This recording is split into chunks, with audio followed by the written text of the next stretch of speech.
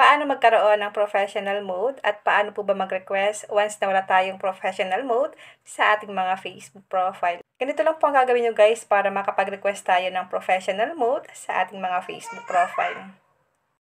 Punta lang tayo guys sa ating Play Store. Kailangan po kasi guys updated palagi ang ating Facebook profile. Dito po sa may search engine, itype po lang dito ang Facebook. Once na may nakalagay dyan na update, kailangan lang po natin i-update ang ating Facebook. Click lang natin ang update.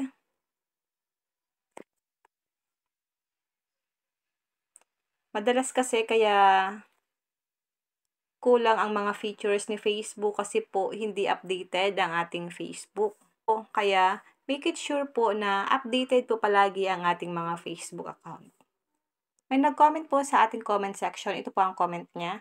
Tagal ng professional mode ko sa personal profile. 3 weeks na yung request ko. Ganun ba talaga yon? Thank you for watching, Sir Regis Pages. Po yung napaka-supportive ko followers. Thank you so much. Click open. Kapag na-update na po, click nyo lang dito guys ang open. Click natin ang profile katabi ng what's on your mind. Then, click natin ang 3 dots.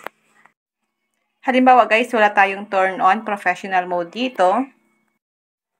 Kailangan lang po natin ito guys i-screenshot na nagpapatunay na wala tayong professional mode. Kapag wala kayo guys professional mode, ganito po ang gagawin nyo. I-screenshot lang natin ito.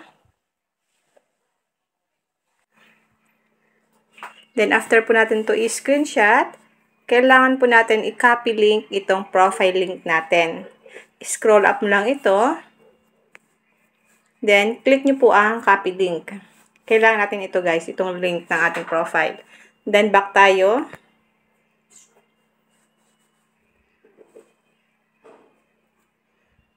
Click natin ang 3 lines. Scroll up. Click help and support. Click report a problem. Scroll up natin to. Click nyo po ang continue to report a problem. Then, wait lang natin siya guys kasi po naglo-loading lang. Click natin ang include in report.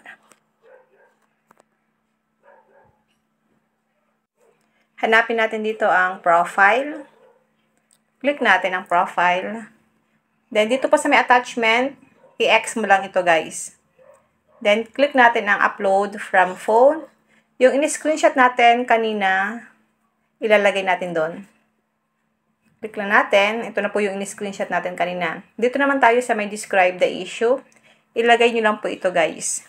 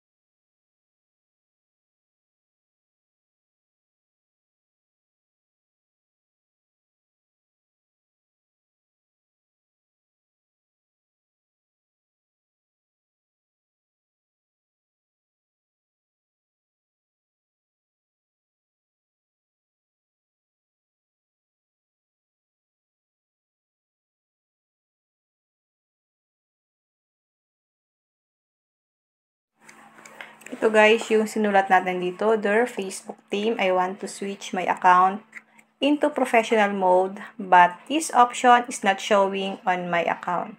Please help me to fix this in my account. Then dito guys sa baba, i-paste na po natin dito yung link na kinopy natin sa ating Facebook profile. Then, pwede nyo na po ito guys i-send. I-click nyo lang po ang send report sa taas para ma-send siya kay Facebook. Then, maghintay lang kayo guys ng ilang araw o kaya ilang linggo. I-check nyo po lagi ang inyong Facebook profile kung nagkaroon na po kayo ng turn on professional mode.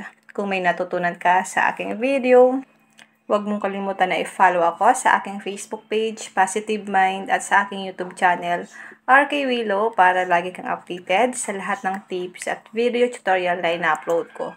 Mag-comment ka lang sa comment section kung may mga tanong kayo. Sasagutin po natin yan sa abot ng aking nakakaya or gagawan ko po ng tutorial. And now, thank you for watching. God bless you all.